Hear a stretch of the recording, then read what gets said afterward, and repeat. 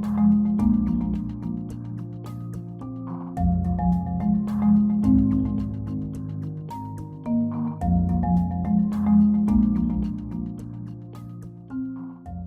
आज हम लोगों ने जो सब टॉपिक स्टडी करना है, सबसे पहले वो हम ग्राफ्स डिस्कस करेंगे। डिफरेंट टाइप्स के ग्राफ्स को देखते हैं और इनसे रिलेटेड जो एमसीक्यूज बन सकते हैं उस पर बात करते हैं। पहली बात तो ये नहीं कि ग्राफ होता क्या चीज़ है ना। लेट से बहुत सारे ग्राफ मैंने बोर्ड पे स्केच किए हैं। लेट से ये एक ग्राफ है। अब देखिए ये D stand for displacement, displacement time graph है और ये इस ग्राफ की शेप बनी है। तो अब सबको आइडिया है कि जब हम लोगों ने इस ग्राफ को प्लॉट किया होगा तो हम लोगों के पास कुछ डाटा होगा। उस डाटा की वैल्यूज़ को डिस्प्लेसमेंट का डाटा भी होगा और टाइम का डाटा भी होगा। उस डाटा की वैल्यूज़ को यहाँ पर हम प्लॉट करते गए होंगे। लेट से यूँ आपका डिस्प्लेसमेंट और टाइम की वैल्यूज़ थी, उनका हम यूँ प्लॉट करते गए होंगे और फिर इन सारे पॉइंट्स को आप लोगों ने ज्वाइन कर दिया होगा तो आपका ये एक शेप बन गई है। इसका मतलब ये हुआ कि ये जो शेप है, इस शेप को हम क्या कहते हैं? ग्राफ कहते हैं। तो ग्राफ किस को यूज़ करके बना है?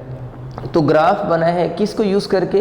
डेटा को यूज़ करके। तो फिर मैं बात कह सकता हूँ ना कि ग्राफ बेसिकली किसी भी डेटा की पिक्चर की फॉर्म में रिप्रेजेंटेशन है या पिक्टोरियल रिप्रेजेंटेशन है।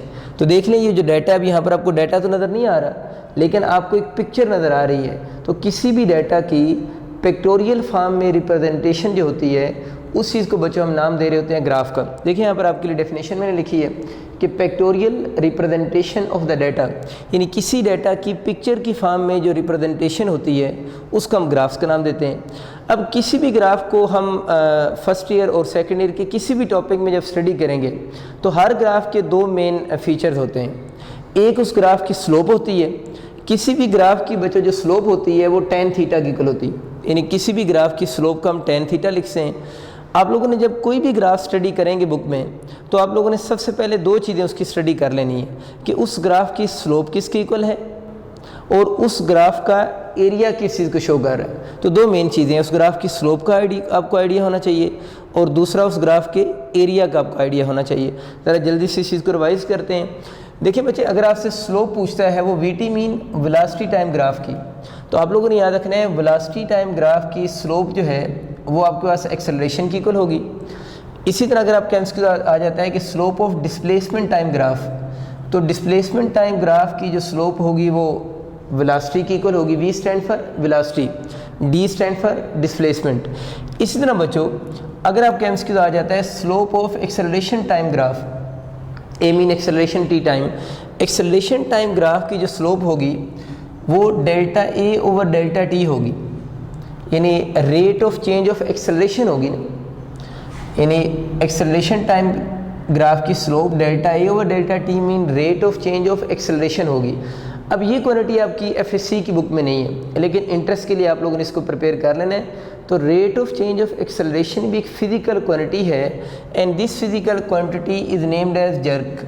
इस फिजिकल क्वांटिटी को हम किसका नाम देते हैं? जर्क का नाम देते हैं। तो आप लोगों ने याद रखना है, इसकी यूनिट भी देख लेते हैं। देखिए एक्सेलरेशन की यूनिट तो मीटर पर सेकंड स्क्वायर होती है, उसको टाइम से डिवाइड करेंगे तो जर्क की यूनिट हो जाएगी मीटर पर सेकंड क्यूब होगी। तो ये आपके लिए एक छोटी सी न्यू इन्फॉर्मेशन है, इसको आप लोगों ने मेमोराइज कर लेना है कि एक्सेलरेशन टाइम ग्राफ की स्लोप भी एक फिजिकल क्वांटिटी है और इस फिजिकल क्वांटिटी को हम जर्क का नाम देते हैं और इसकी यूनिट जो बनती है वो मीटर पर सेकंड क्यूब की इक्वल होगी।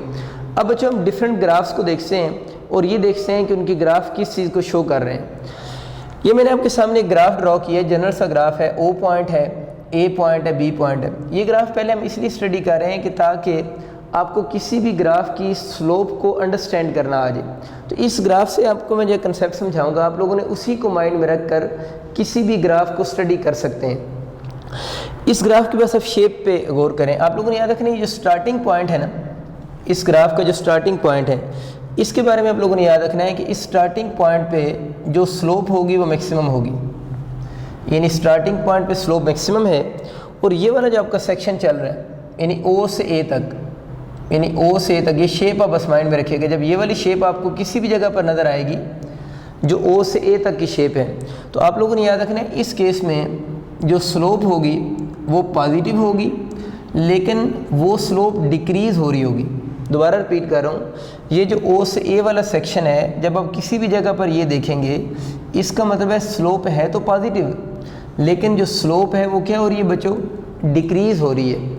ये जो ए पॉइंट होगा, इस ए पॉइंट पे अगर मैं टेंजेंट ड्रॉ करूं तो टेंजेंट असल में स्लोप को शो करता है। तो ये जो एक्स एक्सिस के पैरेलल मैंने लाइन ड्रॉ की है पॉइंट ए के ऊपर, अगर आपको एक्स एक्सिस के पैरेलल कोई लाइन कभी ड्रॉ होती हुई नज़र आएगी तो उसके बारे में आप लोगों ने याद ही रखना है कि इस केस में इसकी स्लोप ज़ीरो होगी। यानी अगर कोई लाइन एक्स एक्सिस के पैरेलल होगी तो उसकी स्लोप क्या होगी, ज़ीरो होगी। इसके बाद बच्चे आप लोगों ने ग्राफ का ये वाला सेक्शन देखें। अगर आपको किसी ग्राफ की शेप इस तरह की नज़र आती है, जो ए से बी तक आपको शेप नज़र आ रही है, इस शेप के बारे में आप लोगों ने याद रखना है कि इस केस के अंदर जो स्लोप होगी, ये जो ग्राफ की शेप है इस केस में स्लोप होगी तो नेगेटिव, यानी ए से बी तक जो ग्राफ की शेप है इस केस में स्लोप नेगेटिव है, लेकिन जो स्लोप है वो डिक्रीज़ नहीं हो रही। आप लोगों ने याद रखना है स्लोप क्या हो रही है, इंक्रीज़ हो रही है। तो ये आप अपने माइंड में इस इमेज को फिट करें। रिपीट कर देता हूँ, ओ पॉइंट पे स्लोप मैक्सिमम, ग्राफ का ये वाला जो सेक्शन आपको नज़र आ रहा है ओ से तक, जब भी कहीं ऐसी शेप देखेंगे, ये शेप अभी हम देखेंगे तो हम अप्लाई भी करेंगे इन चीज़ों को, आपको ज़्यादा प्रैक्टिकल वे से बस आइडिया हो जाएगी। लेकिन एक दफ़ा आप इसको सही तरह ऑब्ज़र्व करें, जस्ट शेप को अंडरस्टैंड करके। ओ से ए तक इसकी स्लोप क्या है, पॉजिटिव है, लेकिन डिक्रीज़ हो रही है। ए पॉइंट पे अगर मैं लाइन ड्रॉ करूँ तो लाइन ही असल में टेंजेंट होता है ना, तो इस पॉइंट ये जो लाइन है एक्स एक्सिस के पैरेलल आ रही है तो इसकी स्लोप ज़ीरो हो जाएगी। यानी कोई भी लाइन जो एक्स एक्सिस के पैरेलल होगी उसकी स्लोप बच्चों याद रखना है ज़ीरो होगी। ये जो सेक्शन है ए से बी तक, इस सेक्शन की स्लोप नेगेटिव है, लेकिन नेगेटिव होने के बाद डिक्रीजिंग नहीं है, लेकिन साथ में क्या है, इंक्रीजिंग है। अब हम ये सारी चीज़ें अप्लाई करते हैं तो आपको बड़े अच्छे तरीके से बात समझ आ जाएगी।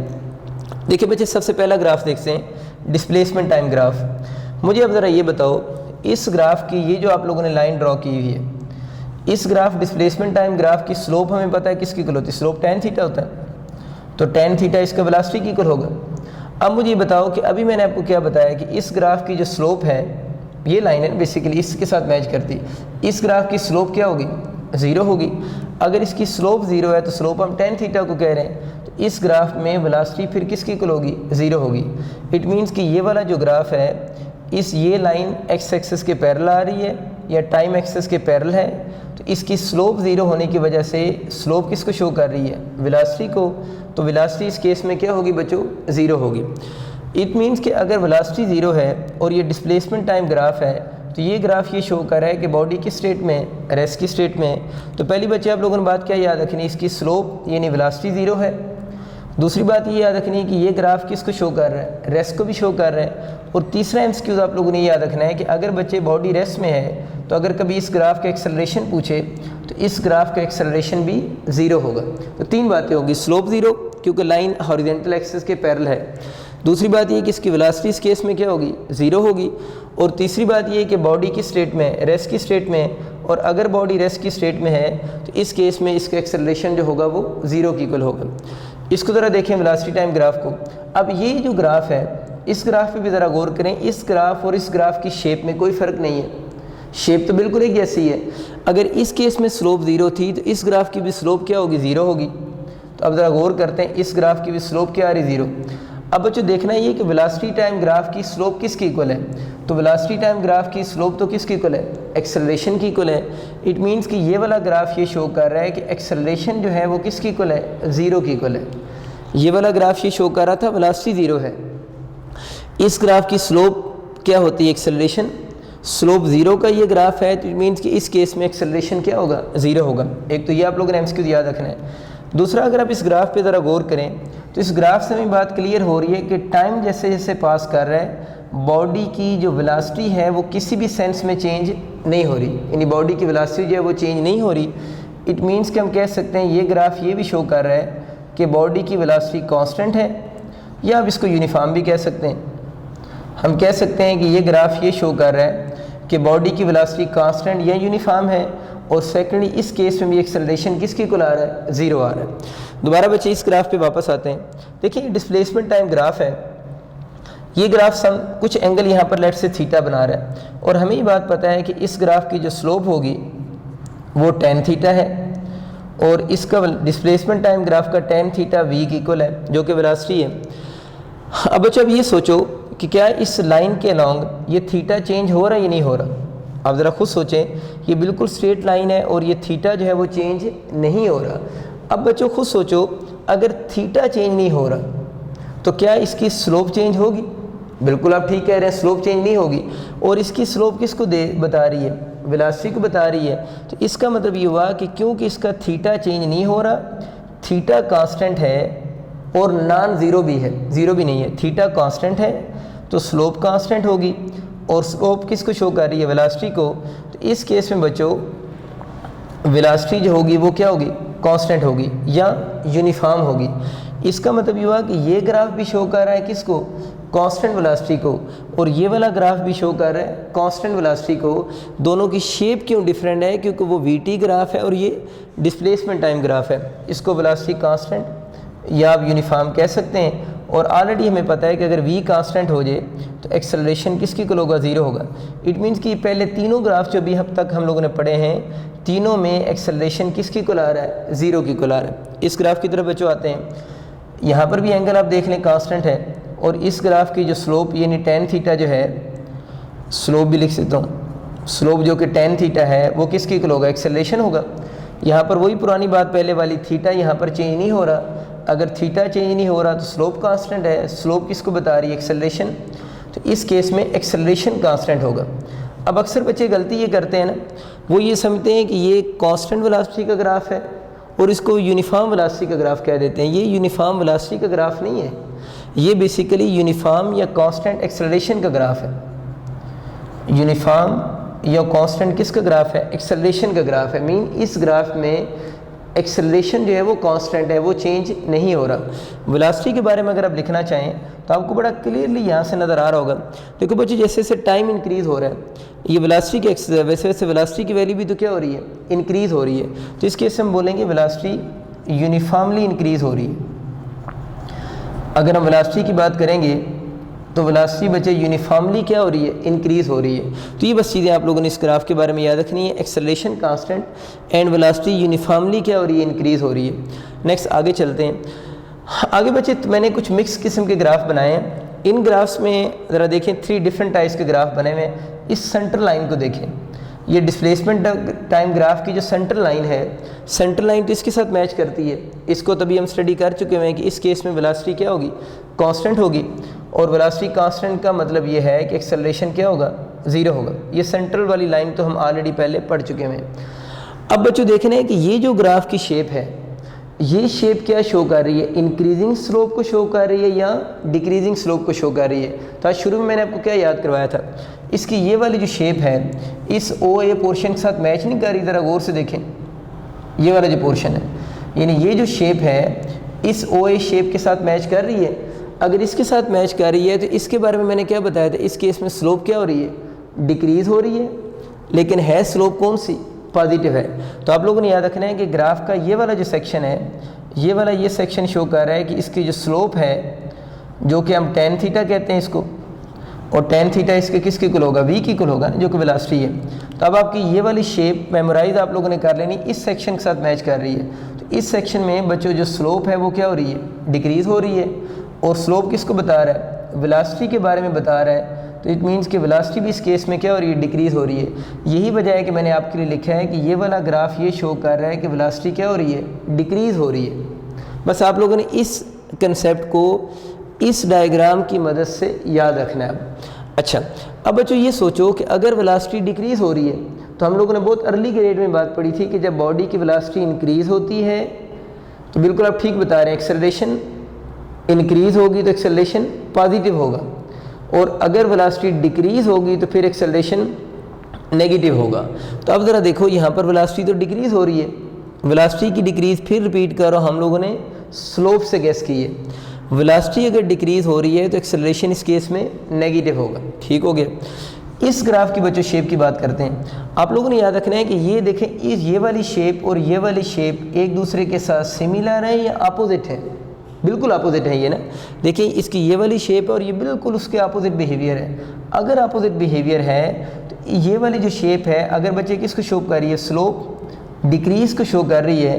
तो ये वाला जो ग्राफ होगा ये किसको शो करना चाहिए? से ये ग्राफ ये शो करेगा स्लोप क्या हो रही है? इंक्रीज़ हो रही है। और अभी हम लोगों ने पढ़ा है कि डिस्प्लेसमेंट टाइम ग्राफ की स्लोप वेलोसिटी होती है।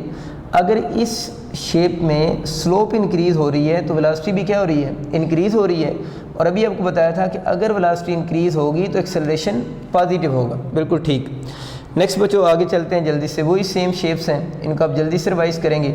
वेलोसिटी टाइम ग्राफ में वही शेप है, ये तो भी आपको मैंने बात बताई है कि ये जो शेप है क्या कर रही है, जो स्लोप को इंक्रीज़ करेगी डिक्रीज़, ये चीज़ शो कर रही है स्लोप क्या हो रही है, डिक्रीज़ हो रही है। और आप लोगों ने याद रखना है कि ये कौन सा ग्राफ है, वेलोसिटी टाइम ग्राफ है। और वेलोसिटी टाइम ग्राफ की जो स्लोप होती है वो एक्सेलरेशन की इक्वल होती है। तो अब आप लोगों ने पहली बात याद रखनी है कि ये जो शेप है ये तो इसके साथ मैच करती है, तो ये शेप ये शो करेगी स्लोप डिक्रीज़ हो रही है। लेकिन हर ग्राफ की स्लोप डिफरेंट होती है। इसकी स्लोप आपको वेलोसिटी बता रही थी, तो इसकी स्लोप वेलोसिटी नहीं बता रही, हमने पढ़ा है इसकी स्लोप एक्सेलरेशन बता रही है। अगर स्लोप डिक्रीज़ हो रही है तो एक्सेलरेशन इस केस में क्या होगा, डिक्रीजिंग एक्सेलरेशन होगा। अब बच्चों ये देखना है कि एक्सेलरेशन अगर डिक्रीज़ हो रहा है तो एक्सेलरेशन पॉजिटिव होगा या एक्सेलरेशन नेगेटिव होगा। तो अभी मैंने आपको बात ये बताई है कि आप सिर्फ ये सोचें कि अगर हम इसकी स्लोप की बात करते हैं, अगर हम इसकी स्लोप को डिस्कस करते हैं तो मैंने आपको बताया था इसकी स्लोप तो पॉजिटिव है। इसकी स्लोप अगर पॉजिटिव आ रही है तो इसकी स्लोप किसके बारे में बता रही है, एक्सेलरेशन के बारे में। स्लोप पॉजिटिव है तो स्लोप किसके बारे में बता रही है, एक्सेलरेशन के बारे में। तो इस केस में एक्सेलरेशन जो होगा वो आपका क्या होगा, पॉजिटिव होगा। तो पहली बात आप लोगों ने याद रखनी है कि इस केस में जो स्लोप है वो क्या हो रही है, डिक्रीज़ हो रही है, तो एक्सेलरेशन भी क्या होगा, डिक्रीज़ होगा। फर्स्ट पॉइंट कि एक्सेलरेशन डिक्रीज़ हो रहा है क्योंकि स्लोप डिक्रीज़ हो रही है। दूसरा पॉइंट अब ये है कि इसका जो एक्सेलरेशन है वो पॉजिटिव होगा या वो नेगेटिव होगा, वो डिसाइड किसने करना है, स्लोप ही नहीं डिसाइड करना है। स्लोप ने कैसे डिसाइड करना है कि स्लोप पॉजिटिव है या स्लोप नेगेटिव है। तो आप ज़रा ये देखें कि ये जो शेप है, इसी शेप को डिस्कस कर रहे हैं ना, इस शेप में स्लोप क्या आ रही है, पॉजिटिव आ रही है। अगर स्लोप पॉजिटिव है तो स्लोप बच्चों शो किसको कर रही है, एक्सेलरेशन को शो कर रही है। इसलिए हम कह रहे हैं कि इस केस में एक्सेलरेशन क्या होगा, पॉजिटिव होगा। एक एक्सेलरेशन आपको क्लियर हो गया। अब देखना है ये कि वेलोसिटी क्या होगी। मुझे सिर्फ ये बताएं, इस ग्राफ को आप ज़रा रीड करें। जैसे सब इस तरफ जा रहे हैं, टाइम इंक्रीज़ कर रहा है, देखें टाइम इंक्रीज़ कर रहा है, साथ साथ वेलोसिटी भी तो क्या हो रही है, बिल्कुल आप ठीक बता रहे हैं, वेलोसिटी भी क्या हो रही है, इंक्रीज़ हो रही है। तो टाइम के इंक्रीज़ करने से वेलोसिटी इंक्रीज़ हो रही है, तो हम बोलेंगे इस केस में वेलोसिटी जो है वो क्या हो रही है, इंक्रीजिंग वेलोसिटी है। यहाँ पर भी मैंने बताया था वेलोसिटी इंक्रीज़ हो रही है, लेकिन ये वाली स्ट्रेट लाइन थी और वेलोसिटी यूनिफॉर्मली इंक्रीज़ हो रही थी। इस केस में वेलोसिटी इंक्रीज़ तो हो रही है, लेकिन वेलोसिटी की जो इंक्रीज़ है वो यूनिफॉर्म इंक्रीज़ नहीं है, बल्कि वेलोसिटी की जो इंक्रीज़ अगर आप लिखना चाहते हैं तो वो वेरिएबल इंक्रीज़ होगी। कौन सी इंक्रीज़ है, वेरिएबल इंक्रीज़ है। तो इसमें दो कन्फ्यूजन होती हैं, वो आप लोगों को मैंने क्लियर कर दी। एक्सेलरेशन इंक्रीज़ डिक्रीज़ वाली बात, और एक्सेलरेशन पॉजिटिव होगा या एक्सेलरेशन नेगेटिव होगा, इस पॉइंट को क्लियर रखना है। ये ग्राफ तो हम पहले भी पढ़ चुके हैं, ये ग्राफ तो ये वाला है। आप लोगों ने जब भी ग्राफ पढ़ा था वेलोसिटी टाइम ग्राफ में ये लाइन है, तो ये ग्राफ शो कर रहा है एक्सेलरेशन क्या है, यूनिफॉर्म कह लें या कांस्टेंट कह लें। और इस केस में आपको बताया था मैंने वेलोसिटी क्या होगी, यूनिफॉर्मली इंक्रीज़ होगी। वेलोसिटी जो है वो यूनिफॉर्मली इंक्रीज़ हो रही है, यानी वेलोसिटी इस केस में यूनिफॉर्मली इंक्रीज़ हो रही होगी। इस ग्राफ को ज़रा बच्चे जल्दी से देखो, देखो इसकी शेप और इसकी शेप मैच करती है ना। तो जो बात इसके बारे में स्लोप के लिए की थी वो इसके लिए जो की थी यहाँ पर भी बात सेम होगी। तो इसका आप लोगों ने क्या पढ़ा था, स्लोप इंक्रीज़ हो रही है। इसके नीचे भी लिख लो बस कि ये जो ग्राफ अभी हम पढ़ना चाह रहे हैं, इस ग्राफ की भी स्लोप जो है वो क्या हो रही है, इंक्रीज़ हो रही है। और स्लोप इसका किसको शो कर रही है, एक्सेलरेशन को। अगर स्लोप इंक्रीज़ हो रही है तो इट मीन्स कि इसका एक्सेलरेशन भी क्या हो रहा है, इंक्रीज़ हो रहा है। स्लोप इंक्रीज़ हो रही है तो एक्सेलरेशन भी इंक्रीज़ हो रहा है। वेलोसिटी को अगर आप देखते तो मुझे ये बताओ, अगर आपको एक्सेलरेशन पॉजिटिव या नेगेटिव होना नहीं समझ आता ना ग्राफ से, यानी स्लोप से आप कंफ्यूज होते हैं, तो उसका एक आसान तरीका भी है। इन एक्सेलरेशन का पॉजिटिव और नेगेटिव होना अगर आपको क्लियर नहीं होता तो उसका स्लोप से, तो उसका आसान तरीका ये है कि आप वेलोसिटी से उसको चेक कर लें। वेलोसिटी से कैसे चेक कर लें कि अगर वेलोसिटी इंक्रीज़ होगी तो एक्सेलरेशन पॉजिटिव, और अगर वेलोसिटी डिक्रीज़ होगी तो एक्सेलरेशन नेगेटिव। दोनों तरह से आपको बात पता होना चाहिए, लेकिन कुछ बच्चों को स्लोप पॉजिटिव और नेगेटिव में कन्फ्यूजन होती है, तो वो स्लोप की बजाय कौन सा कंसेप्ट यूज़ कर लें, वेलोसिटी का। वेलोसिटी इंक्रीज़ हो रही थी ना पहले केस में, तो देखें एक्सेलरेशन पॉजिटिव ही आप लोगों का आया ना। अब इस केस में मुझे बताएं कि स्लोप क्या हो रही है, इंक्रीज़ हो रही है, और इस ग्राफ की स्लोप क्या देती है, एक्सेलरेशन। इस केस में एक्सेलरेशन क्या होगा, इंक्रीज़ होगा। अब एक्सेलरेशन जो इंक्रीज़ हो रहा है वो देखना है पॉजिटिव एक्सेलरेशन है या नेगेटिव एक्सेलरेशन है। तो बच्चों देखो इस केस में जैसे जैसे टाइम बढ़ रहा है वैसे वैसे वेलोसिटी भी तो साथ साथ क्या हो रही है, इंक्रीज़ हो रही है। तो इस केस में भी जो वेलोसिटी है वो कौन सी, इंक्रीजिंग वेलोसिटी है। यही वजह है कि आपके सामने लिखा हुआ है कि इस केस में वेलोसिटी इंक्रीज़ हो रही है तो एक्सेलरेशन क्या होगा, पॉजिटिव होगा। तब यहाँ से भी याद रख सकते हैं एक्सेलरेशन इंक्रीज़ क्यों हो रहा है, क्योंकि हमें पता है कि इस शेप में स्लोप की वैल्यू क्या हो रही है, इंक्रीज़ हो रही है। स्लोप के इंक्रीज़ होने से एक्सेलरेशन भी क्या होगा, इंक्रीज़ हो रहा होगा। नेक्स्ट ग्राफ की तरफ चलते हैं। दोबारा बच्चे मैंने कुछ वेलोसिटी टाइम ग्राफ प्लॉट किए हैं। इन ग्राफ्स को आप लोगों ने थोड़ा जल्दी से अब अंडरस्टैंड करना है। देखिए ये वाली जो शेप है ना आप लोगों के पास, ये जो आपको शेप शो हो रही है, ये शेप आप लोगों ने याद रखना है इंक्रीजिंग स्लोप को शो करती है।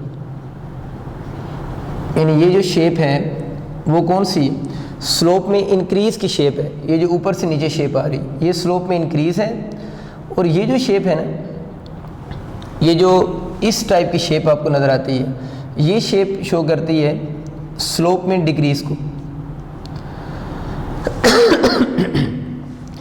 ये वाली शेप आपको बताइए स्लोप इंक्रीज़ होने की शेप है, और ये वाली जो शेप है वो स्लोप में डिक्रीज़ होने की शेप है। अब बच्चों पहली बात ये डिसाइड करते हैं वेलोसिटी के साथ क्या हो रहा है। और ये तो हम लोगों ने पढ़ लिया था कि इस केस में जो स्लोप है वो क्या होगी, कांस्टेंट स्लोप है ना, यानी इसका तो इशू ख़त्म हो गया कि इस केस में स्लोप क्या है, कांस्टेंट है। क्यों कांस्टेंट है, कि लाइन क्या है, स्ट्रेट है। अब बच्चे पहली बात जो आप लोगों ने पढ़नी, आप लोगों ने इस शेप के बारे में क्या पढ़ा कि इस केस में इंक्रीजिंग स्लोप है, और वेलोसिटी टाइम ग्राफ की स्लोप किसके बारे में बताती है, एक्सेलरेशन के बारे में।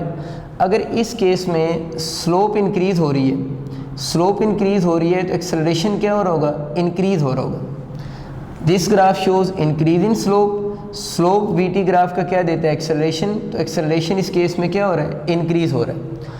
अब देखना ये है एक्सेलरेशन इंक्रीज तो स्लोप से समझ आ गया।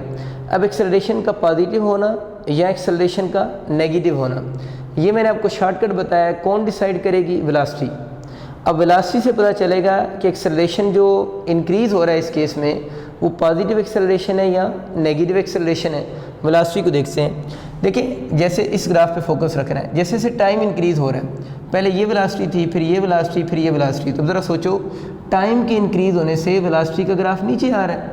वेलोसिटी का ग्राफ नीचे आने का मतलब ये है कि वेलोसिटी पहले से क्या हो रही है, डिक्रीज़ कर रही है। अब बच्चों अगर वेलोसिटी डिक्रीज़ कर रही है इस केस में, इट मीन्स कि ये ग्राफ ये शो कर रहा है कि वेलोसिटी क्या हो रही है, डिक्रीज़ हो रही है। और अगर वेलोसिटी डिक्रीज़ हो रही है तो इस केस में जो एक्सेलरेशन होगा वो फिर नेगेटिव एक्सेलरेशन होगा, क्योंकि बताया decrease in velocity always shows negative acceleration. बिल्कुल ठीक। ये ग्राफ तो सिंपल है। इस ग्राफ में हम बोल रहे हैं स्लोप क्या है, कांस्टेंट है। अगर स्लोप कांस्टेंट है तो इस केस में जो एक्सेलरेशन होगा वो भी क्या होगा, कांस्टेंट होगा। Slope constant mean acceleration constant. अब दूसरी चीज़ ये देखनी है कि आपके पास एक्सेलरेशन पॉजिटिव होगा या नेगेटिव होगा। तो वही दोबारा बात देखें कि इस केस में भी टाइम के इंक्रीज़ होने से ग्राफ नीचे आ रहा है, मीन वेलोसिटी की वैल्यू क्या हो रही है, कम हो रही है। तो ये जो ग्राफ है ना सेंटर वाला जिसमें एक्सेलरेशन कांस्टेंट है, इस केस में भी वेलोसिटी क्या हो रही है, डिक्रीज़ हो रही है। लेकिन वेलोसिटी में जो डिक्रीज़ आ रही है वो यूनिफॉर्मली डिक्रीज़ हो रही है। वेलोसिटी जो है वो डिक्रीज़ कैसे हो रही है, यूनिफॉर्मली डिक्रीज़ हो रही है।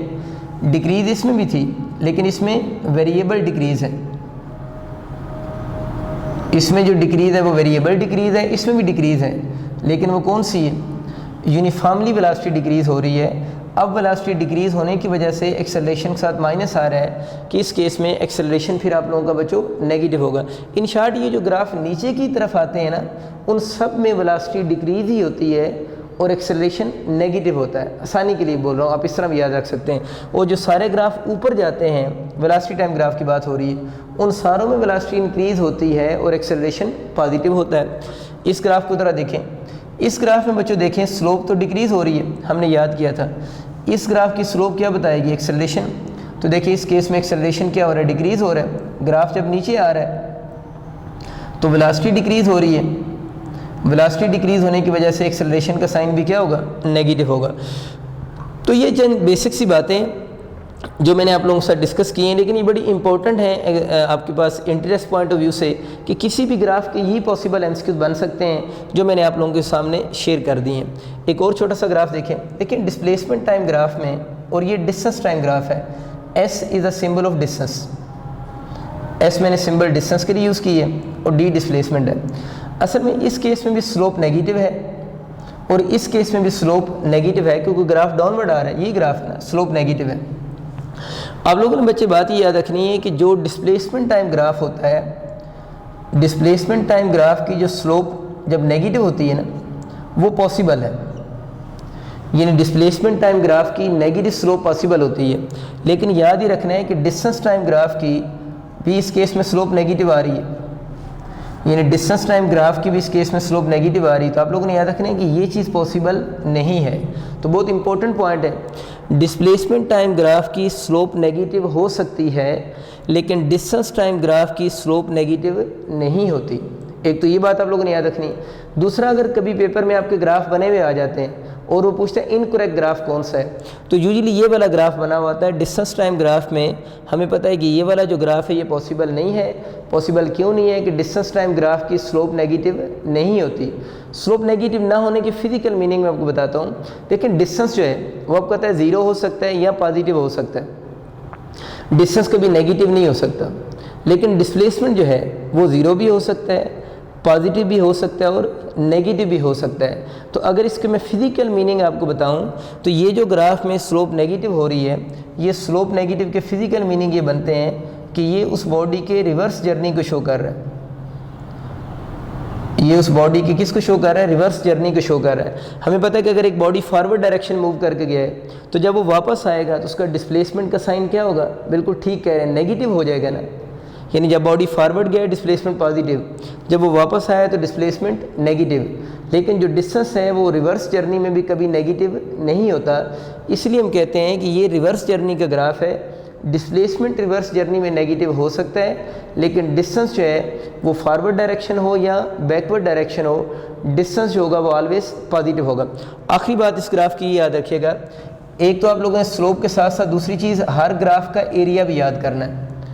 और एरिया ज़रा जल्दी से देख लेते हैं। एरिया अगर आपसे पूछता है बच्चे वेलोसिटी टाइम ग्राफ का, तो याद रखना है वेलोसिटी टाइम ग्राफ का एरिया, वेलोसिटी टाइम ग्राफ का जो एरिया आपका बनेगा वो आपके इक्वल होगा डिस्टेंस कह लें, या अगर उसके लिए प्रॉपर वर्ड यूज़ करेंगे तो वो डिस्प्लेसमेंट की इक्वल होगा। यानी वेलोसिटी टाइम ग्राफ का एरिया डिस्प्लेसमेंट होगा।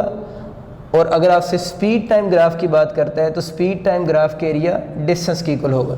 एक तो ये पॉइंट आप याद रखिएगा। दूसरी बात मैंने लिखी है कि एरिया अंडर dt ग्राफ, यानी डिस्प्लेसमेंट टाइम ग्राफ का एरिया किसके इक्वल होगा।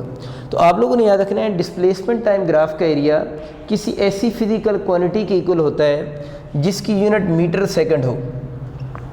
यानी डिस्प्लेसमेंट टाइम ग्राफ के किसी की बात हो रही, एरिया ऑफ dt ग्राफ किसी ऐसी फिजिकल क्वांटिटी की इक्वल है जिसकी यूनिट क्या हो? मीटर सेकंड हो। और हम फिर उसमें मोस्ट कॉमन जो फिजिकल क्वांटिटीज़ अभी तक पढ़ते हैं उनमें किसी भी फिजिकल क्वांटिटी की यूनिट जो है वो मीटर सेकंड नहीं है। तब अगर आपका कभी एमसीक्यू आ जाता है कि area under displacement time graph किसकी इक्वल होगा, तो आप बच्चे उसके ऑप्शन में फिर क्या चूज़ करोगे? आप नन ऑफ दीज ही चूज़ करोगे। नन ऑफ दीज का मतलब यह है कि अभी तक वो किसी कॉमन फिजिकल क्वांटिटी के इक्वल नहीं है। ज़ाहिर उसने ऑप्शन में कुछ नाम लिखे होंगे, वो तो सारी कॉमन फिजिकल क्वांटिटी होंगी, तो उनमें किसी की इक्वल भी ये नहीं बनता। तो अगर आपका कभी एमसीक्यूज आता है area under displacement time graph, तो आप ऑप्शन में क्या चूज़ करेंगे? नन चूज़ करेंगे। हाँ, अगर आपसे पूछ लेता है कि area under displacement time graph की यूनिट आप बताएं, तो यूनिट आप लोगों ने याद रखना है मीटर इंटू सेकंड होती है। इस तरह आखिरी बात है कि एक्सेलरेशन टाइम ग्राफ अगर पूछता है, यानी area under acceleration time graph, तो आप लोगों ने याद रखना है area under acceleration time graph जो होगा दैट इज़ इक्वल टू होगा चेंज इन वेलोसिटी की इक्वल होगा। बस ये चंद कॉमन बातें हैं जो आप लोगों ने ग्राफ्स के लिए याद रखनी है।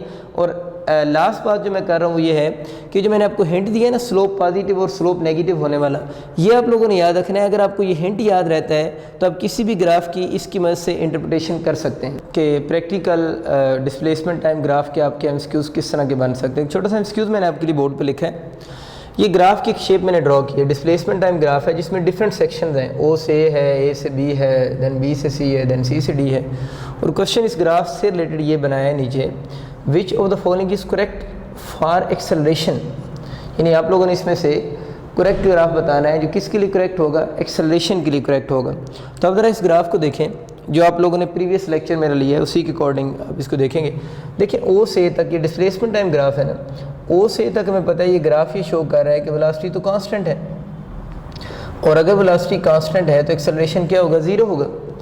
ए से बी तक देखें, आपको याद होगा कि डिस्प्लेसमेंट टाइम ग्राफ में ए से बी तक लाइन ये शो करती है कि अभी हम लोगों ने पढ़ा है बॉडी किस में, रेस्ट में है, तो भी एक्सेलरेशन क्या होगा, ज़ीरो होगा। अब ये ज़रा शेप देखें, देखिए मैंने आपको दो शेप याद करवाई थी, एक अपवर्ड शेप बेंड हो रही थी और एक डाउनवर्ड शेप बेंड हो रही थी। ये जो शेप है बच्चे किधर बेंड हो रही है, अपवर्ड बेंड हो रही है। अगर अपवर्ड बेंड हो रही है तो इसका मतलब है इस केस में वेलोसिटी क्या हो रही है, इंक्रीज़ हो रही है। अगर वेलोसिटी इंक्रीज़ होगी तो आपको बताया था एक्सेलरेशन पॉजिटिव होगा। ये वही पुरानी शेप है, इस केस में शेप जो ग्राफ है वो डाउनवर्ड डायरेक्शन में बेंड हो रहा है, लेकिन इसकी बेंडिंग राइजिंग नहीं है, ये बेंड डाउनवर्ड थोड़ा सा शो हो रहा है। तो इसके बारे में बताया था डिस्प्लेसमेंट टाइम ग्राफ में ये जो ग्राफ होगा वो डिक्रीज इन स्लोप का होगा। ये वाला जो है वो इंक्रीज इन स्लोप है और ये वाला जो ग्राफ है वो डिक्रीज इन स्लोप है। और हमें पता है डिस्प्लेसमेंट टाइम ग्राफ की स्लोप वेलोसिटी देती है। अगर यहाँ स्लोप डिक्रीज़ हो रही है तो इसका मतलब है वेलोसिटी भी क्या हो रही है, डिक्रीज़ हो रही है। तो इस केस में फिर एक्सेलरेशन क्या होगा, नेगेटिव होगा। तो बच्चों ग्राफ इस ग्राफ के दो तरह से क्वेश्चन बन सकते हैं। मैंने तो भी आपसे जो क्वेश्चन पूछा है वो एक्सेलरेशन के लिए पूछा है ना, लेकिन यही सेम क्वेश्चन जो है आपका वेलोसिटी के लिए भी आ सकता है। तो वेलोसिटी के लिए अगर लिखा होगा तो आप क्या चूज़ करेंगे, शुरू में v कांस्टेंट, फिर v क्या होगा, रेस्ट का मतलब v ज़ीरो है, फिर आप चूज़ करेंगे v इंक्रीज़ हो रहा है, और देन आप चूज़ करेंगे v की वैल्यू क्या हो रही है, डिक्रीज़ हो रही है। तो क्वेश्चन इसका ये कि which of the following is correct for acceleration. तो ये आप लोगों ने ऑप्शन एक्सेलरेशन के लिए बताने हैं। देखिए एक्सेलरेशन में एक्सेलरेशन ज़ीरो शुरू में आप चूज़ करेंगे, फिर एक्सेलरेशन ज़ीरो है, फिर एक्सेलरेशन पॉजिटिव, फिर एक्सेलरेशन नेगेटिव। तो ऐसा को ऑप्शन चूज़ करें तो सी ऑप्शन बिल्कुल मैच कर रहा है, zero then positive then negative. It means कि हमारा करेक्ट ऑप्शन कौन सा बनेगा, सी ऑप्शन आपका इस केस में करेक्ट ऑप्शन होगा।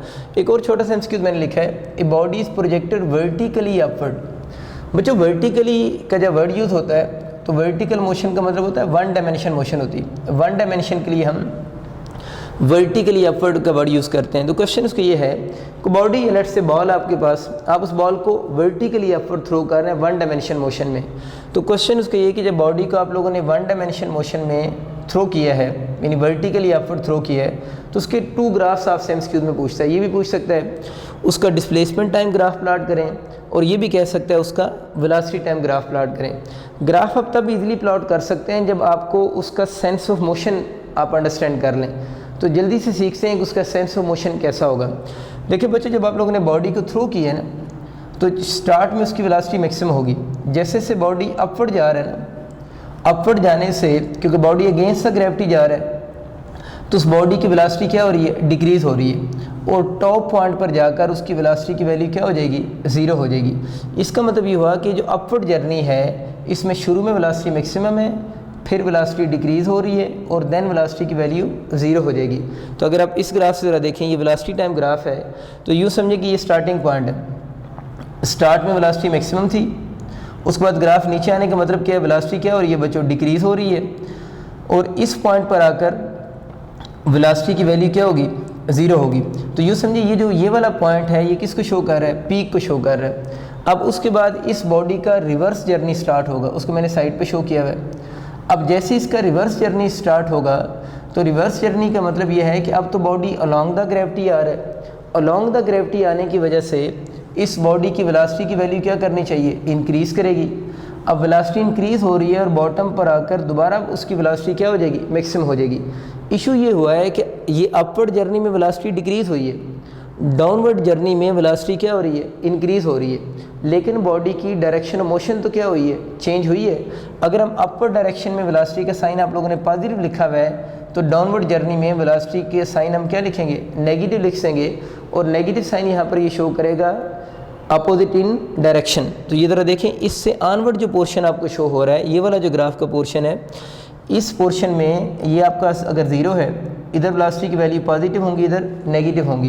तो इस केस में अब ये ना सोचें वेलोसिटी डिक्रीज़ हो रही है, इसका मतलब ये है कि वेलोसिटी की वैल्यू क्या हो रही है, ये वेलोसिटी की वैल्यू इंक्रीज़ हो रही है लेकिन इन अपोजिट डायरेक्शन में इंक्रीज़ हो रही है। तो ये इसी जब किसी बॉडी को वर्टिकली अपवर्ड थ्रो करते हैं तो इसका वेलोसिटी टाइम ग्राफ है, और ये उसका ग्राफ जो शो हो रहा है वो उसका डिस्प्लेसमेंट टाइम ग्राफ है। तो एक अच्छा एमसीक्यूज़ है, आप लोगों ने दोनों ग्राफ्स को माइंड में रखना है। इसके बाद एक छोटा सा और टॉपिक है न्यूटन लॉज ऑफ मोशन। इसकी चंद इन्फॉर्मेशन हम जल्दी से शेयर करते हैं। पहली बात बच्चों आप लोगों ने याद रखनी है, न्यूटन ने अपने लॉज अपनी फेमस बुक प्रिंसिपिया में पब्लिश किए थे। यानी प्रिंसिपिया उसकी बुक का नाम है जिसमें न्यूटन ने अपने लॉज पब्लिश किए, 1687 में किए। और इन लॉज को हम एम्पिरिकल लॉज भी कहते हैं। यानी these laws are also called empirical laws. Laws की बहुत सारी टाइप्स होती हैं, जिससे आप लोगों ने न्यूक्लियर फिजिक्स में शायद वर्ड स्टैटिस्टिकल लॉज भी सुना होगा। तो ये जो लॉ है ये स्टैटिस्टिकल लॉ नहीं है। अगर एमसीक्यूज आता है तो आप लोगों ने याद रखना है ये एम्पिरिकल लॉज हैं जो न्यूटन ने दिए थे। अब न्यूटन के लॉज ऑफ मोशन 3 हैं, इनके जो एमसीक्यूज बनते हैं वो मैंने पॉइंट्स की फॉर्म में लिखे हुए। आए आपको जल्दी से रिवाइज करवाता हूँ। Newton first law of motion का जो फर्स्ट एमसीक्यूज आता है और जो अक्सर बच्चे रॉन्ग करते हैं, जब आता है ना which law of motion define force, तो बच्चे हमेशा ज़्यादातर student second law of motion option choose करते हैं। तो अगर आपके एमसीक्यूज आ जाए which law of motion define force, तो बच्चे second law of motion force को डिफाइन नहीं करता, बल्कि फर्स्ट लॉ ऑफ मोशन जो होगा, न्यूटन का फर्स्ट लॉ ऑफ मोशन जो है वो फोर्स को क्या करता है, डिफाइन करता है। इस लॉ को आपको याद है हम लॉ ऑफ क्या कहते हैं, इनर्शिया भी कहते हैं। और अगर इस लॉ की मैथमेटिकल फॉर्म लिखें, जो बड़ी इंपॉर्टेंट बात है, वो हम कैसे लिखेंगे, सुने बात ज़रा ध्यान से। देखिए फर्स्ट लॉ के हम स्टेटमेंट क्या करते हैं, a body at rest will continue it's state of rest. यानी अगर एक बॉडी रेस्ट में है तो अपनी रेस्ट की स्टेट को कंटिन्यू रखेगा। मीन रेस्ट में एक्सेलरेशन क्या होगा, ज़ीरो होगा। और इसकी डेफिनेट स्टेटमेंट का दूसरा पार्ट क्या है, a body will continue its motion, a moving body continue its uniform motion unless some external force is not applied on it. Mean body अपनी यूनिफॉर्म मोशन को कंटिन्यू रखेगा। और यूनिफॉर्म मोशन में भी तो हमें पता है एक्सेलरेशन क्या होता है, ज़ीरो होता है। और यूनिफॉर्म मोशन में कब अपनी वो मोशन को कंटिन्यू रखेगा यूनिफॉर्म को, when no external force act on it. Mean जब फोर्स क्या होगी, ज़ीरो होगी, तब उसका एक्सेलरेशन क्या होगा, ज़ीरो होगा। तो जो उसकी स्टेटमेंट है उसी स्टेटमेंट से हम इस न्यूटन फर्स्ट लॉ की मैथमेटिकल फॉर्म बना सकते हैं। बहुत अच्छा एमसीक्यूज़ है, इंट्रेंस यूनिवर्सिटी में रिपीट हुआ है कि आपसे जब पूछता है कि न्यूटन फर्स्ट लॉ की मैथमेटिकल फॉर्म क्या है, तो आप लोगों ने चूज़ करना है व्हेन F = 0 देन A = 0। और दूसरा इसका अच्छा एमसीक्यूज़ आपको बताया, ये बहुत कॉमन सी बात है कि न्यूटन का फर्स्ट लॉ जो है वो फोर्स को डिफाइन करता है। सेकंड लॉ के एमसीक्यूज़ देखते हैं। पहली बात ही बड़ी इंपॉर्टेंट लिखी है मैंने कि न्यूटन का जो सेकंड लॉ है वो बच्चों डिफाइन करता है एक्सेलरेशन को। मीन वो फोर्स को डिफाइन नहीं कर रहा, वो किसको डिफाइन कर रहा है, एक्सेलरेशन को। जल्दी से समझते हैं कि कैसे एक्सेलरेशन को डिफाइन करता है। देखिए मैंने आपके सामने उसकी मैथमेटिकल फॉर्म आपके लिए लिखी है। क्या मैथमेटिकल फॉर्म सेकंड लॉ की, ए और एफ का डायरेक्ट रिलेशन है और एक्सेलरेशन का और मास का इनवर्स रिलेशन है। एफ यहाँ पर फोर्स है। खुद सोचो आप ज़रा खुद आप एनालिसिस करें, यहाँ पर एक्सेलरेशन रिपीट हो रहा है ना, तो ये लॉ को एक्सेलरेशन को डिफ़ाइन करना चाहिए, नाइदर के हमें ये कहना चाहिए फोर्स को डिफ़ाइन कर रहा है। क्योंकि इस लॉ में दोनों इक्वेशन में एक्सेलरेशन रिपीट हो रहा है, इसलिए हम कहते हैं न्यूटन ने अपने सेकंड लॉ में फोर्स को डिफ़ाइन नहीं किया, बल्कि किसको बच्चों डिफ़ाइन किया है, एक्सेलरेशन को डिफ़ाइन किया है। इसकी मैथमेटिकल फॉर्म आप याद कर लें, F = ma होती है। और फिर आप लोगों ने याद रखना है कि ये जो न्यूटन के लॉज हैं ये बहुत इंपॉर्टेंट बात है। अगर आपसे पूछे न्यूटन के लॉज में से मोर बेसिक लॉ कौन सा है, तो फर्स्ट लॉ मोर बेसिक लॉ नहीं है, क्योंकि फर्स्ट लॉ होने की वजह से कुछ स्टूडेंट्स इसको बेसिक लॉ कह देते हैं। तो अगर आपसे एमसीक्यूज़ आ जाए कि न्यूटन के लॉज में से मोर बेसिक लॉ कौन सा है, तो मोर बेसिक लॉ बच्चों कौन सा, फिर सेकंड लॉ ऑफ मोशन जो है इसको हम बोलते हैं कौन सा लॉ है, मोर बेसिक लॉ है।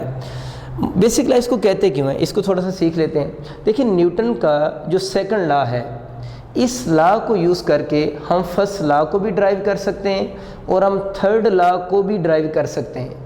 इस रीज़न की बेस पे हम ये कहते हैं कि न्यूटन का जो सेकंड लॉ है वो मोर बेसिक लॉ है।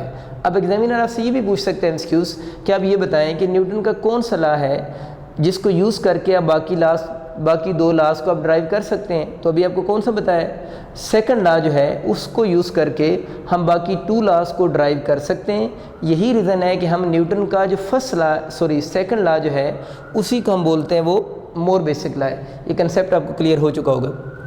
एक दो और बातें, ये बातें भी न्यूटन सेकंड लॉ के साथ ही आप लोगों ने याद करनी है। न्यूटन सेकंड लॉ के बारे में एक बात ये भी याद रखनी है कि न्यूटन सेकंड लॉ डिफाइन करता है यूनिट ऑफ फोर्स को। आप सबको याद है कि यूनिट ऑफ फोर्स बच्चों क्या होती है, न्यूटन होती है, और इसकी सिंबल हम एन से डिनोट करते हैं। तो अगर आपका ये एम्स जाता है ना किस लॉ की मदद से, कौन सा लॉ जो है वो यूनिट ऑफ फोर्स को डिफाइन करेगा, तो वो सेकंड लॉ जो है वो यूनिट ऑफ फोर्स यानी न्यूटन को डिफाइन करता है। एक और इसका बड़ा अच्छा एमसीक्यूज कि आपके एमसीक्यूज आ सकते हैं कि न्यूटन के लॉज में से कौन सा लॉ फोर्स को मेजर करता है। अब ये दो डिफरेंट बातें हैं। डिफाइन तो फर्स्ट लॉ कर रहा है, लेकिन अगर हम मेजर की बात करेंगे तो मेजर फर्स्ट लॉ नहीं कर रहा, मेजर हम फोर्स को करते हैं न्यूटन के किस लॉ से, सेकंड लॉ की मदद से, और by using the equation F=ma। अब अगर हम थर्ड लॉ की बात करते हैं तो थर्ड लॉ के बारे में बहुत कॉमन सी स्टेटमेंट आप सबको याद है। हम ये कहते हैं कि एक्शन एंड रिएक्शन, बस आप लोगों ने ये चीज़ याद रखनी है कि इसमें एक्शन भी फोर्स है और रिएक्शन भी फोर्स है, और ये दोनों चीज़ें क्या होती हैं, are equal in magnitude and opposite in direction. Simple सी स्टेटमेंट है, इसी का हम बोलते हैं कि न्यूटन का, इसे थर्ड लॉ ऑफ मोशन भी कहते हैं। अब इसमें समझने वाली बात ये है, देखें ये एक बॉडी है, इस बॉडी पर टू फोर्सेस लग रही हैं, ये वाली फोर्स भी 5 न्यूटन है और ये वाली फोर्स भी 5 न्यूटन है। अब मैं रिपीट कर रहा हूँ, अगर ये दोनों जो फोर्सेस हैं, these two forces are equal in magnitude, देखिए मैग्नीट्यूड दोनों की सेम है, लेकिन दोनों की डायरेक्शन एक दूसरे की क्या आ रही है, अपोजिट आ रही है। और हमें पता है कि ये जो दोनों फोर्सेस हैं, इन दोनों फोर्सेस का रिजल्टेंट जो होगा वो क्या होगा, ज़ीरो होगा। हम कह सकते हैं कि these two forces cancel or balance each other, ये दोनों फोर्सेस एक दूसरे को कैंसिल कर देंगी या बैलेंस कर देंगी। लेकिन बच्चों जो काम की बात समझने वाली वो ये है, आप लोगों ने याद रखना है कि एक्शन और रिएक्शन भी जो हैं वो भी इक्वल इन मैग्नीट्यूड होते हैं। जिस तरह ये इक्वल इन मैग्नीट्यूड है, दोनों इक्वल इन मैग्नीट्यूड होते हैं एंड अपोजिट इन क्या होते हैं, डायरेक्शन होते हैं। लेकिन उनके बारे में याद रखना है कि एक्शन और reaction never cancel or balance each other. अब ये बात बड़े काम की, इसको ज़रा सीख लें, never cancel or balance each other. देखें ये तो बड़ी अजीब सी बात है। अभी थोड़ी देर पहले हम ये बात कर रहे थे कि दोनों फोर्सेस एक दूसरे को कैंसिल कर रही हैं और इनका रिजल्टेंट ज़ीरो आ रहा है, लेकिन उसी टाइम में मैं कह रहा हूँ कि एक्शन और रिएक्शन भी बिल्कुल इक्वल इन मैग्नीट्यूड होते हैं, अपोजिट इन डायरेक्शन होते हैं, लेकिन उनका जब एमसीक्यूज आएगा तो आप क्या बोलोगे, can never cancel or balance each other. ऐसा क्यों है? उसकी बच्चों जो मेजर रीज़न है वो ये है कि टू फोर्सेस एक दूसरे के इफ़ेक्ट को उस वक्त कैंसिल करेंगी जब वो दोनों फोर्सेस सेम बॉडी पे अप्लाई हो रही हैं। देखें जिससे ये दोनों फोर्सेस सेम बॉडी पे अप्लाई हो रही हैं तो एक दूसरे को कैंसिल आउट कर रही हैं। लेकिन अब देखते हैं कि क्या एक्शन और रिएक्शन सेम बॉडी पे अप्लाई होते हैं या डिफरेंट बॉडीज़ पर हैं। मैंने एक डायग्राम ड्रॉ की है आपके लिए। देखिए यूँ से मेरे सामने वॉल है और आप लोगों ने इस वॉल की तरफ एक बॉल को थ्रो की है। अब जब ये बॉल जाकर वॉल के ऊपर हिट करेगी तो ये वाली बॉल जो है ये इस वॉल के ऊपर जो फोर्स लगा रही है वो एक्शन है। इसका मतलब कि एक्शन किसके ऊपर लग रहा है, वॉल के ऊपर। अब वॉल जो है वो इस बॉल पर भी फोर्स लगाएगी तो रिएक्शन किस पर लग रहा है, फिर बॉल के ऊपर लग रहा है। इसका मतलब ये हुआ एक्शन वॉल के ऊपर हो रहा है और रिएक्शन बॉल के ऊपर हो रहा है। तो एक्शन और रिएक्शन इक्वल इन मैग्नीट्यूड भी हैं और अपोजिट इन डायरेक्शन भी हैं, तो फिर एक दूसरे को कैंसिल या बैलेंस क्यों नहीं कर रहे, because they not act on same body. ये आप लोगों ने एमसीक्यूज़ के लिए पॉइंट याद रखना है कि ये फोर्सेस सब कैंसिल करती हैं जब सेम बॉडी पर एक्ट करें। ये एक दूसरे को कैंसिल या बैलेंस इसलिए नहीं करते कि एक्शन और reaction act on two different bodies. और आखिरी बात इसकी ये याद रखनी है कि न्यूटन अपने थर्ड लॉ में ये बताता है कि जब एक्शन होगा तो उसके साथ क्या होगा, मस्ट उसका रिएक्शन होगा। इट मीन्स कि आइसोलेटेड फोर्स नॉट एग्जिस्ट। अगर ये आपसे बात पूछता है ना कि कौन सी फोर्स एग्जिस्ट नहीं करती, तो हम कहते हैं आइसोलेटेड फोर्स नॉट एग्जिस्ट। और ये हमें कौन सा लॉ बता रहा है, ये हमें बता रहा है Newton's third law of motion. अब बच्चों हम कुछ एमसीक्यूज देखते हैं जिसमें ग्राफ से हम डाटा कैलकुलेट कैसे कर सकते हैं। दो मेजर ग्राफ्स हैं जिनके बारे में हम ऑलरेडी पढ़ चुके हैं कि एक उसकी स्लोप को हम डिस्कस करते हैं वीटी ग्राफ की, और एक डीटी ग्राफ की स्लोप को हम डिस्कस करते हैं। हम लोगों ने पहले सीख लिया है कि वीटी ग्राफ की स्लोप tan थीटा जो कि एक्सेलरेशन की इक्वल होती है, और डिस्प्लेसमेंट टाइम ग्राफ की स्लोप जो होगी वो वेलोसिटी की इक्वल होगी। ये दो चीज़ें ऑलरेडी हम पढ़ चुके हैं। आज हम इनके देखते हैं क्वेश्चन किस तरह के आएंगे। सपोज करें बच्चे आपका ये एमसीक्यूज आ गया कि वेलोसिटी टाइम ग्राफ में आपसे कहता है टू डिफरेंट बॉडीज़ हैं। बॉडी 1 का टाइम एक्सेस साथ एंगल 30 डिग्री बन रहा है, बॉडी 2 का with velocity axis angle 60 degree बन रहा है, सॉरी 30 डिग्री बन रहा है। आप इसको वेलोसिटी एक्सेस भी कह सकते हैं या वाई एक्सेस भी कह सकते हैं। अब आपसे क्वेश्चन वो ये कह सकता है कि ये ग्राफ आपको गिवन हो या इस ग्राफ की आपको वर्डिंग गिवन हो और आपसे ये कहे कि इस ग्राफ को यूज़ करते हुए आप इन दोनों बॉडीज़ के एक्सेलरेशन की रेशियो बताओ, यानी दोनों बॉडीज़ की एक्सेलरेशन की रेशियो बतानी है। बहुत आसान सी बात है। देखो बच्चों, में ये पता है कि वीटी ग्राफ है और वीटी ग्राफ की जो स्लोप होती है जिसे हम tan थीटा कहते हैं वो एक्सेलरेशन की इक्वल है। तो अगर वो कह रहा है एक्सेलरेशन कैलकुलेट करो तो यहाँ से देखें तो a इक्वल टू हम क्या लिख देंगे, tan थीटा लिख सकते हैं। लेकिन a equal to tan theta कब लिखेंगे, जब ये वीटी ग्राफ होगा। अगर यही सेम ग्राफ बचे आपका डिस्प्लेसमेंट टाइम ग्राफ होता, यानी अगर v के बजाय मैं d लिख देता, तो इसका एक्सक्यूज़ कैसे बनना था, इसका एक्सक्यूज़ ये बनना था कि आप लोग इस बॉडी की वेलोसिटीज़ की रेशियो बताओ। यानी अगर वीटी ग्राफ होता तो अगर एक्सेलरेशन की रेशियो पूछ रहा है, अगर ये डिस्प्लेसमेंट टाइम ग्राफ होता तो फिर आपसे इसकी वेलोसिटी की रेशियो पूछता। जिस तरह आप लोगों ने वीटी ग्राफ में a equal to tan theta लिखा है, इसी तरह अगर ये dt ग्राफ होता तो फिर आप ये वाली बात लिख से, फिर आप v equal to tan theta लिख से, v equal to tan theta लिख सकते। तो आपको आइडिया हो चुका है कि दोनों का मेथड सेम है। तो अब यहाँ पर वो एक्सेलरेशन की रेशियो पूछ ले, तो आप a1/a2 equal to tan theta 1/tan theta 2 कर देंगे। और अगर ये dt ग्राफ होता तो इसको भी बच्चे आप इस तरह लिख से, v1/v2 equal to tan theta 1/tan theta 2 कर सकते हैं आप लोग। अब मैं एक्सेलरेशन को सॉल्व कर दूंगा। अब आपको आइडिया हो चुका है कि वेलोसिटी का मेथड भी सेम मेथड है। अब बच्चों जो मेन चीज़ समझने वाली वो ये है, ये जो एंगल थीटा लिखा होता है यहाँ पर, यानी स्लोप के दोनों फार्मूला में जो एंगल थीटा लिखा हुआ है, इस एंगल के बारे में याद रखना है। ये एंगल पॉजिटिव एक्स एक्सिस के साथ हम लेते हैं और दूसरी इसकी कंडीशन ये होती है कि एंटी क्लॉकवाइज भी होता है, यानी ये पॉजिटिव एक्स एक्सिस साथ होगा और किस डायरेक्शन में होगा, एंटी क्लॉकवाइज डायरेक्शन में होगा। तो अब ज़रा खुद सोचो, इसमें आपको थीटा 1 तो ठीक गिवन है, ये हॉरिजॉन्टल एक्सिस साथ है और एंटी क्लॉकवाइज आप बना भी सकते हैं। लेकिन ये जो एंगल है आपको दूसरा गिवन है, ये तो विद वाई एक्सिस गिवन है। हम विद वाई एक्सिस वाला एंगल फार्मूला में यूज़ नहीं करते, क्योंकि इन दोनों फार्मूला में जो एंगल है वो विद हॉरिजॉन्टल एक्सिस वाला यूज़ होगा। तो अब आपको पता है कि ये जो टोटल एंगल अगर यहाँ से यहाँ तक लें तो वो 90 डिग्री है। तो अब आप लोगों को ये नीचे वाला एंगल यूज़ करना है। तो ये निकालना बहुत ईजी हो गया अब आप लोगों के लिए। इस 90 में से 30 को माइनस कर दें तो कितनी डिग्री आ जाएगा, 60 डिग्री। इसका मतलब ये हुआ कि अब जब आप क्वेश्चन सॉल्व करोगे तो क्वेश्चन में जो फर्स्ट ग्राफ है उसका एंगल 30 डिग्री है और जो सेकंड ग्राफ है उसका हॉरिजॉन्टल के साथ एंगल कौन सा है, 60 डिग्री बन रहा है, वो आप लोगों ने यूज़ करना है। बस वैल्यूज पुट कर देंगे, फर्स्ट एंगल 30 हो गया और सेकंड एंगल बच्चों आप लोगों ने 60 डिग्री यूज़ करना है। वैल्यूज tan की देखते हैं, tan 30 डिग्री पे 1/√3 होता है और tan 60 पे √3 होगा। मल्टीप्लिकेशन में हम अंडरूट को कंबाइन कर सकते हैं, यानी एक अंडरूट के नीचे लिख सकते हैं, तो 3 × 3 9 हो जाएंगे और 9 का अंडरूट कितना होता है, 3। तो इस केस में जो a1/a2 की बच्चों रेशो बनेगी वो 1:3 आपके इक्वल होगी।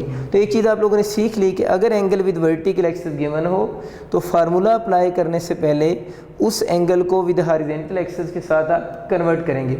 एक और बहुत फेमस इसकी चीज़ देखते हैं, वो बच्चे ये है कि एरिया अंडर बीटी ग्राफ हम लोगों ने पढ़ा था, डिस्टेंस की हम डिस्प्लेसमेंट की इक्वल कहते हैं, और area under displacement time graph मैंने बताया था कि ये अभी तक किसी फिजिकल क्वांटिटी के इक्वल नहीं है। हाँ, अगर आपसे ये पूछता है एरिया अंडर dt ग्राफ की यूनिट क्या होगी, तो यूनिट तो हमें पता है इसकी मीटर सेकंड बनती है, लेकिन ये अभी तक किसी नॉन कॉमन फिजिकल क्वांटिटी के इक्वल नहीं है।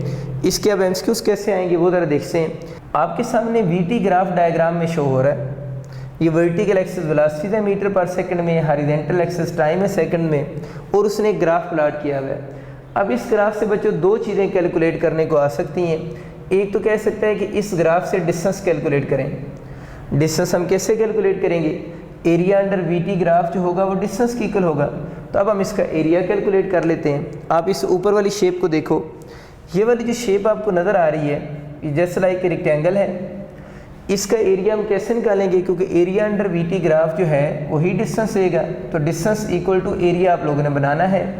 तो इसका एरिया कैसे निकालेंगे, इसकी लेंथ को इसकी विड्थ से मल्टीप्लाई कर देंगे, तो इसकी अगर आप विड्थ ले लेते हैं तो 2 माइनस 0 2 होगी और 1 माइनस 0 क्या हो जाएगी 1। तो ये आप लोगों ने इसका एरिया निकाल लिया। अब नीचे वाली शेप का एरिया निकालेंगे, 2 माइनस 1 कितना हो जाएगा 1। और अगर आप इधर से नोट करेंगे तो आंसर आप क्या लिखेंगे 1 लिखेंगे। अब बच्चों जो बात समझने वाली वो ये है कि यहाँ पर -1 है। आप लोगों ने याद रखना है कि डिस्टेंस एक स्केलर क्वांटिटी है और डिस्टेंस एक ऐसी स्केलर क्वांटिटी है जो कभी नेगेटिव नहीं हो सकती। मैंने आपको बताया था कि स्केलर दो तरह के होते हैं। कुछ स्केलर जो डॉट प्रोडक्ट का रिजल्ट होते हैं वो नेगेटिव हो सकते हैं, जिस तरह वर्क है, लेकिन डिस्टेंस डॉट प्रोडक्ट का रिजल्ट तो नहीं है।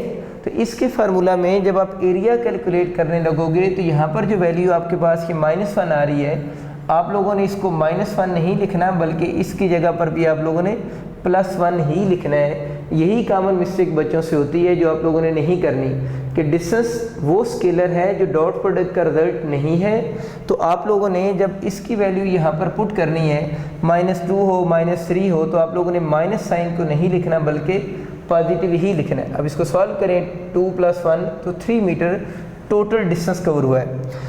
अब बच्चों अगर यही क्वेश्चन आ जाता, वो यही ग्राफ आपको दे देता यूनिवर्सिटी में और आपसे कहता है इसका डिस्प्लेसमेंट कैलकुलेट करो, तो देखते हैं डिस्प्लेसमेंट कैसे कैलकुलेट होगा, क्योंकि वीटी ग्राफ के एरिया हम डिस्प्लेसमेंट भी कह सकते हैं। उसके लिए बच्चों देखो इसी रेक्टेंगल को सॉल्व करो, 2 माइनस 0 2 हो जाएगा और ये वाला 1 उसी तरह हो गया प्लस। अब बच्चों आप लोगों ने याद रखना है कि जब आप लोगों ने डिस्प्लेसमेंट कैलकुलेट करने लगना है तो जो वाली वैल्यू इस मीन पोजीशन से या इक्विलिब्रियम लाइन से नीचे होंगी, अगर उसके साथ माइनस है तो आप लोगों ने माइनस लिखना है। देखिए जब डिस्टेंस था तो डिस्टेंस वाली टर्म में आप लोगों ने मैंने क्या बताया था, अगर आप यहाँ डिस्टेंस कैलकुलेट करते हैं तो माइनस साइन को शो नहीं करना, लेकिन डिस्प्लेसमेंट कैलकुलेट करते हुए अगर नीचे माइनस आ रहा है तो उस माइनस साइन को आप लोग क्या करेंगे, शो करेंगे। तो आप इसके साथ लिख रहे हैं माइनस आके आप ऊपर वाली मैच करती रहे। अब ये समझ लें कि ये वाला 1 किधर से आया हुआ है, 2 माइनस 1 ये वाला 1 है और ये वाला -1 ये वाली रीडिंग है। इसका मतलब ये हुआ कि डिस्टेंस की कैलकुलेशन में प्लस ही आएगा, लेकिन डिस्प्लेसमेंट में आप लोगों ने अगर माइनस है तो उसको क्या लिखना है, -7 में लिखेंगे।